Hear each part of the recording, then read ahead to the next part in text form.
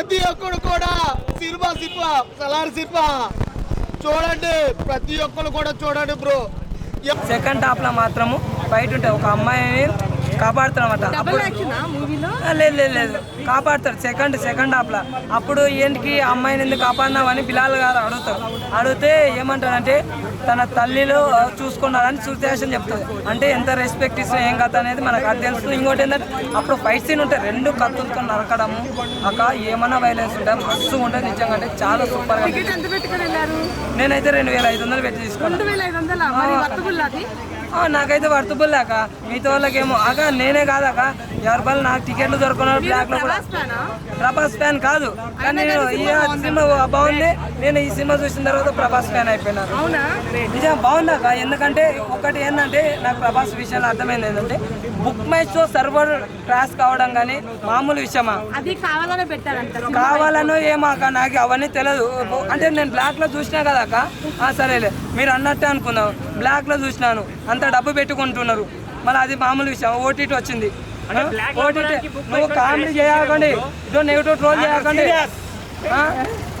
Black లో పెడితే కొట్టున్నదంటే లెక్కేసుకునే సరేలే మీరు అన్న మాటకే పోదాము. ఇప్పుడు ఒకవేళ ప్రమోషన్ చేయకుండా ఇంత ఐపీ ఎలా వస్తుంది? ఒక మూవీ ప్రమోషన్ చేయకుండా ఇంత ఐపీ రావడం అంటే మిర్చిలో ఒక డైలాగ్ ఉంది, ఏం గుండెరా అది అంటారు కదా. మేము చెప్తాం ఏం గుండె అన్న ప్రభాస్ అన్న. ఒక ఆడియో ఫంక్షన్ లేదు, ఒక ఆడియో ఈవెంట్ లేదు, ప్రమోషన్ లేదు, ప్రెస్ మీట్ లేదు, ధైర్యంతో దింపే కరెక్ట్ గా దించాడు అన్నమాట ట్రోలర్స్ కి.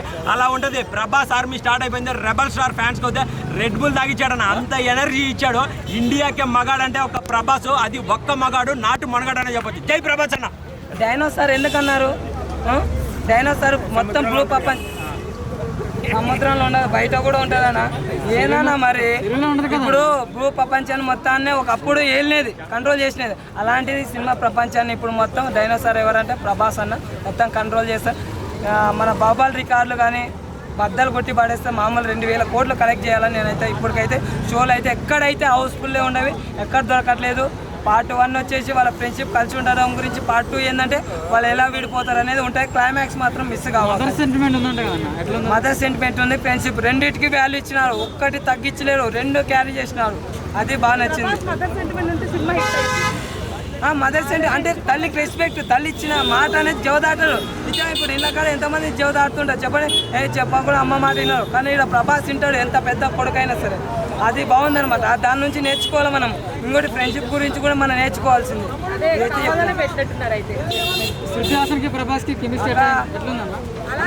నన్ను ఏటు కొట్టాక కానీ కావాలని అట్లా అనాగాక బాధ అనిపిస్తుంది అక్క. నువ్వు ఏటాన్ని కొట్టినా నాకు బాధ లేదు, కానీ కావాలని ఎట్లా పెడతారాక? కాదక్క, దానికి తగ్గట్టే పెడతారు, కానీ ఏమన్నా వాళ్ళు బేకమని పెడతారాక. అక్క ఇట్లా అయితే ఎట్లానా మరి ఏటు చేయక నాన్న చాలా బాధ అనిపిస్తుంది అక్క. నేను సినిమా చూసినా కానీ